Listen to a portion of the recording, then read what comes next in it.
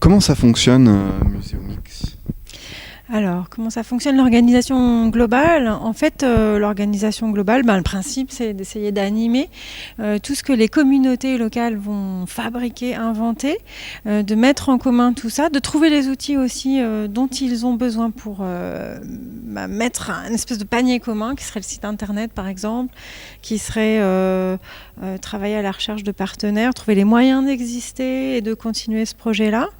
On a mis en place des petits groupes de travail qui sont un peu transversaux et thématiques. Par exemple, il y a un groupe de travail qui réunit plusieurs personnes qui sont dans différentes communautés sur tout le territoire et qui, elles, réfléchissent ensemble, se voient, travaillent, développent tout un tas de projets autour de l'accueil des publics, par exemple. Donc là, pour cette édition 2014, ils ont mis en commun ce qui avait déjà été fait les années précédentes. Ce sont les communautés plus anciennes qui donnent aux communautés qu'on dit émergentes, qui sont dans une première expérience.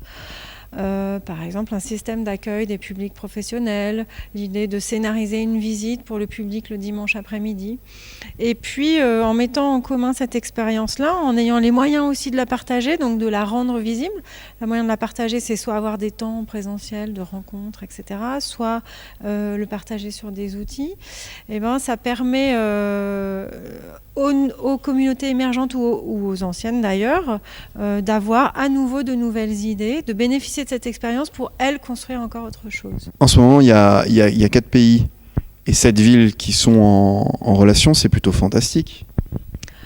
On en avait 6 l'année dernière, 7 cette année, on a failli en avoir 8. Oui, c'est assez génial, ça prend, ça nous dépasse aussi un peu quand même, cette histoire. On se rend compte que c'est très intéressant d'observer que les anciens muséomixeurs deviennent des organisateurs. C'est souvent ceux qui ont vécu l'expérience, qui commencent à la sortie de ces 3 jours par se reconnecter avec les gens qu'ils ont rencontrés ou qu'ils ont pu à peine rencontrer, mais dont ils ont aimé l'idée, le projet, pendant l'événement.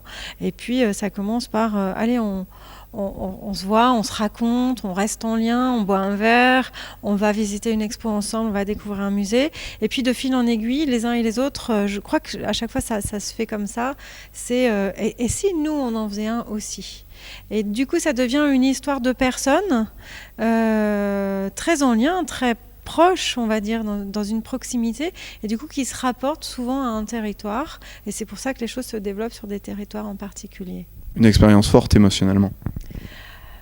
C'est une expérience forte humainement, donc émotionnellement, c'est une expérience forte intellectuellement, parce que je crois qu'on rencontre vraiment des professionnels d'autres univers qu'on n'aurait jamais rencontrés dans notre petit cadre un peu serré, étriqué parfois du boulot.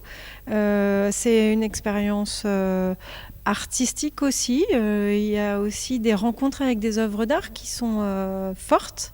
Et beaucoup de muséomixeurs ne sont pas des gens qui pratiquent forcément les musées. Donc cette rencontre, elle existe aussi. C'est très fort avec les publics aussi.